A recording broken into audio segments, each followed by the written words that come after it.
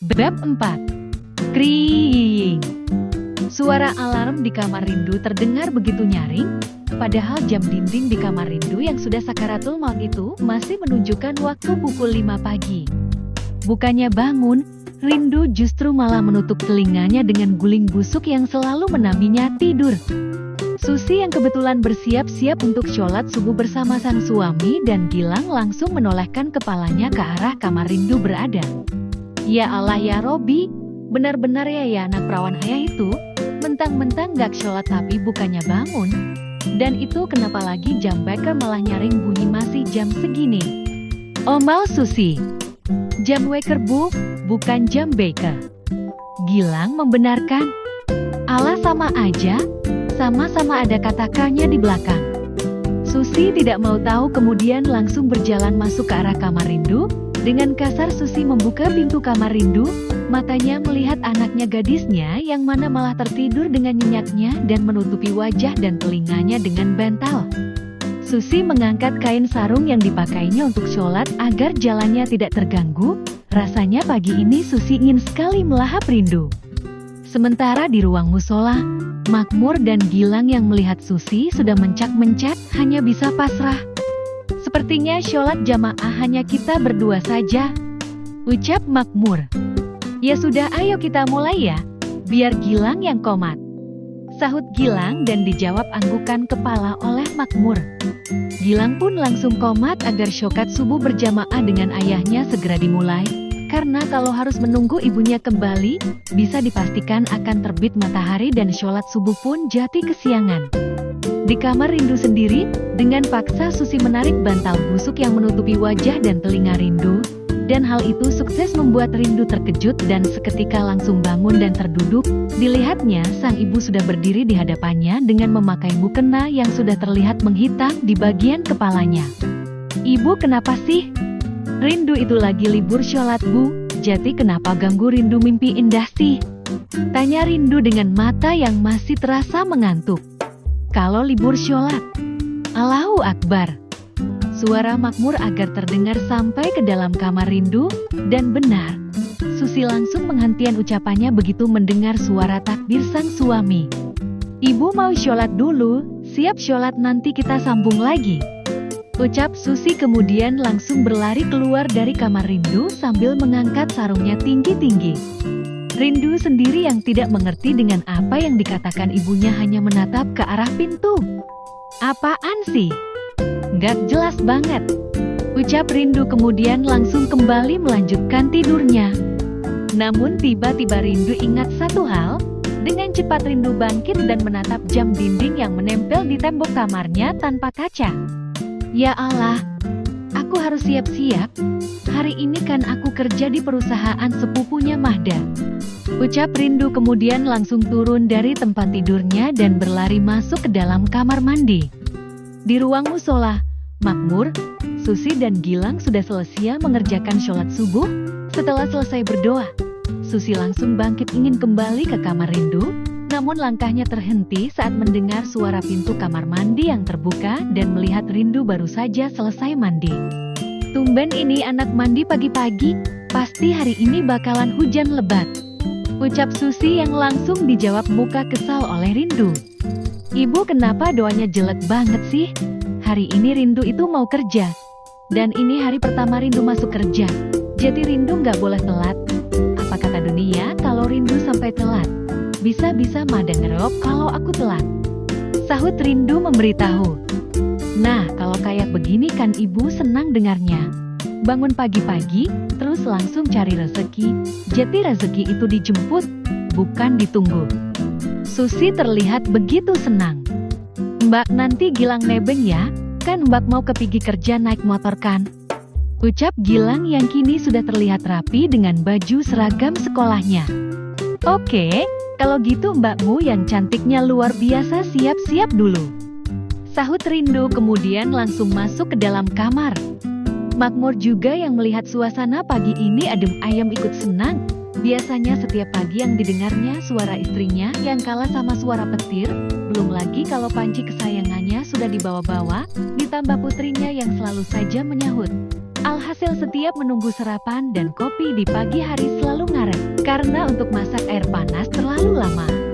Sebab panci yang sudah tidak layak pakai itu dibawa kemana-mana untuk membangunkan Rindu sebelum digunakan untuk merebus air untuk membuat kopi.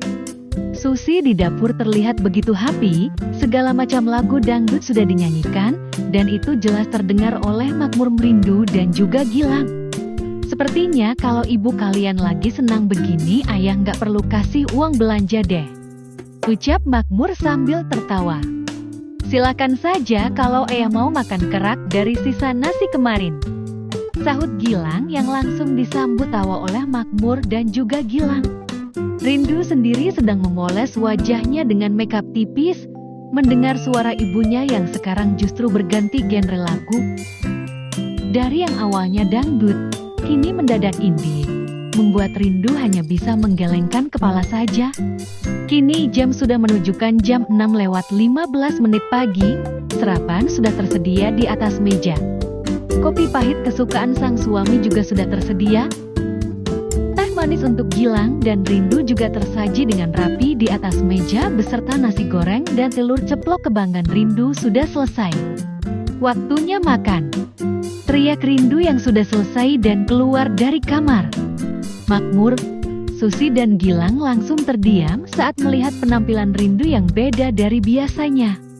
Rok span warna hitam, baju berwarna merun dimasukkan dan ada fade di atas kancing, rambut yang digerai, dan make-up tipis yang jelas terlihat kecantikan Rindu semakin terlihat, padahal biasanya Rindu selalu memakai celana jeans, kaos warna putih kebesaran dan dilapis dengan kemeja kotak-kotak tanpa dikancing.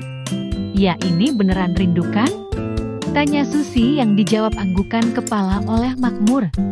Kok anak kita bisa mendadak mirip bidadari begini ya? Biasanya ibu ngelihat dia udah mirip preman pasar, dia nggak pernah rapi kalau pakai baju. Lanjut Susi masih pangling menatap Rindu. Ceka, itu kan kalau pergi kuliah atau keluar buat jalan bu. Lah ini Rindu itu mau kerja.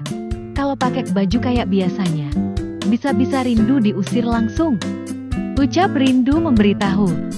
Tapi Mbak cantik banget, kalau Gilang bukan adik Mbak, udah Gilang pacari, sahut Gilang yang langsung dapat toyoran di kepala Gilang. Siapa lagi pelakunya kalau bukan Rindu? Lo itu kencing belum lurus aja so udah tahu apa itu pacar-pacaran? Disunat aja masih jeker-jeker, mikirinnya pacaran pula. Belajar yang benar, biar bisa bangga ayah dan ibu. Katanya lo mau jadi angkatan laut, harus giat dong belajarnya, biar cita-citanya terkabul. Omal Rindu, namun tetap menasehati adik kesayangannya. Itu kan cuma umpama Mbak, habis beneran cantik banget loh, nggak pernah-pernahnya Mbak gini, ucap Gilang. Tapi ngomong-ngomong ini baju siapa Rin? Perasaan ibu nggak pernah cuci baju modelan begini? Susi memperhatikan baju yang dipakai Rindu.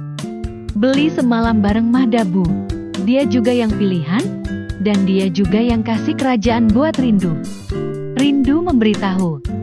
Ya sudah makan aja dulu, ayah doain Rindu dan Gilang bisa jadi orang sukses. Amin. Bukan cuma Rindu dan Gilang saja yang jawab, tapi Susi juga ikut jawab, bahkan suara Susi terdengar begitu kuat dari kedua anaknya. Selesai sarapan pagi, Rindu dan Gilang langsung bersiap untuk berangkat, karena Rindu sudah berjanji untuk mengantar Gilang ke sekolah, jadi kini Rindu mengantar Gilang lebih dulu. Makmur dan Susi mengantar kepergian anak-anaknya sampai depan teras, bahkan Susi sampai melambaikan tangannya saat motor yang dibawa oleh Rindu melaju meninggalkan rumah yang sudah membesarkannya sampai sini. Di jalan, Rindu tersenyum senang karena sebentar lagi apa yang diinginkannya terwujud. Setelah menurunkan Gilang tepat di depan gerbang sekolah, Rindu pun langsung melanjutkan perjalanannya menuju kantor yang semalam dirinya datangi bersama dengan Mahda. Syukurnya cuaca hari ini cerah, tidak seperti yang dikatakan ibunya kalau bakalan hujan karena Rindu mandi di pagi hari. Suara klakson di jalan raya terdengar saling bersambut. Rindu yang hari merasa happy pagi ini hanya tersenyum saja sambil melajukan kendaraannya sampai di kantor tempat dirinya akan bekerja nanti. Kini dirinya sudah sampai di gedung kantor yang menjulang begitu tinggi, bahkan lagi-lagi Rindu mengangkat kepalanya melihat puncak gedung yang ada di hadapannya itu. Kalau kagak ada lift, bisa pengkor kaki gua kalau tiap hari naik turun tangga tiap hari. Ucap Rindu dengan kekahan kecil. Setelah meletakkan helmnya dan merapikan penampilannya, Rindu pun masuk ke dalam kantor. Senyumannya tidak pernah lepas dari bibirnya, dan itu justru malah menjadi pusat perhatian para karyawan laki-laki yang kebetulan juga baru sampai dan lalu lalang di kantor. Wih, gila ada karyawan baru nih, cantik banget. Bakalan semangat kerja aku, kalau tiap hari disuguhi beginian tiap hari. Kira-kira dia kerja di bagian apa ya? Kata-kata itu jelas terdengar di telinga Rindu, namun yang pastinya Rindu tidak menanggapi dan terus melanjutkan langkahnya masuk ke dalam kantor. Kini Rindu berhenti tepat di depan meja resepsionis yang sudah ada 3 wanita cantik dengan penampilan yang wow, terlihat begitu cantik. Pagi Bu, sapa Rindu dengan sopan. Ketiga wanita yang menjadi resepsionis langsung menatap Rindu dengan tatapan tak bersahabat. Sejak kapan kita nikah sama bapakmu? Anak aja panggil kita ibu. Ucap salah satu resepsionis yang bernama Tek Nike.